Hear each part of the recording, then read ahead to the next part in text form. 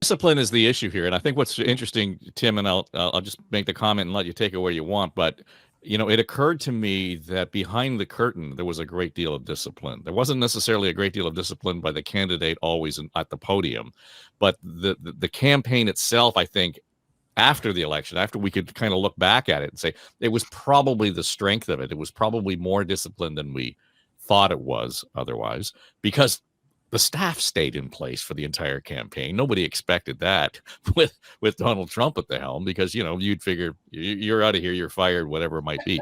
So there was a certain element there that I think went undetected.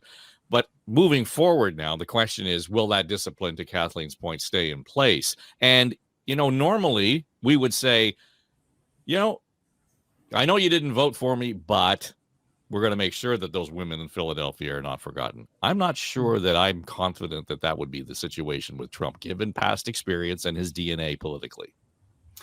Happy to come back to that. Look, can I first, Dave Trafford? I was looking for the kudos that Hudak last week on the ledge called the significant. Take a little. You want to add that to your sizzle reel, do you? The Hudak. You really want to be proud of that, Tim? Really? I should have gambled. In the Hudak rec room here.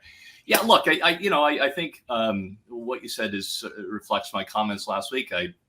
The Trump campaign did show discipline in connecting to the two issues that seem to drive, those swing voters and turnout for the Republicans around affordability. And then secondly, around immigration and the two trade-offs: immigration, the lack of security in your neighborhood, and also a concern about benefits like Social Security. And they stuck to that for a good part of the campaign.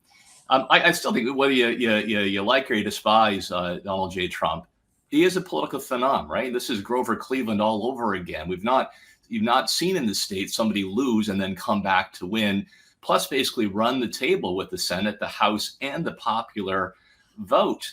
Part of that's the Democrats' fault, and I'll reinforce what I said before. It just struck me that saying Orange Man is bad was not going to be enough to get you over the top. And Kamala Harris did not, number one, answer a question effectively. How is she different from Joe Biden?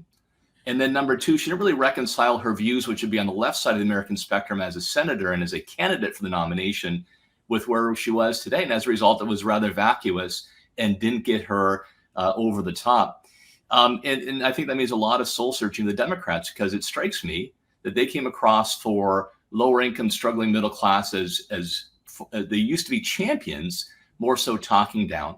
And for a party who was dominantly motivated by Martin Luther King's maxim, judge me by the content of my character, not by the color of my skin, really went too far down identity politics. And I think Americans rejected that. John, when we look at the way that has played out, that's what's interesting to me, is that who would have thought that Donald Trump was going to be able to expand his base into a more diverse base? Because, as Kathleen pointed out, there was a demographic of racialized America that voted for Trump, and they came out, and that was at the heart of the win, and perhaps why he won popular vote. That he won or made gains in 2,300 of the 3,000 counties in the U.S. It's an extraordinary game when you look at how that played out. So all of a sudden, to Tim's point, the Republicans, MAGA or not, are cutting the grass of what was traditionally the Democratic lawn. Well, yeah. And as I said from the outset, and I think Tim nailed it as well, campaigns are based on ideas. They're based on, people's daily lives and what they want in it. And American politics is very different than Canadian politics. It's a cage match. And not only are they going to run the House, the Senate, and the presidency, but you can be darn sure that there are two justices who are about ready to retire from the Supreme Court, and they're going to put in two young Republicans that tilt the entire system to the right. That's democracy and how it works in the United States.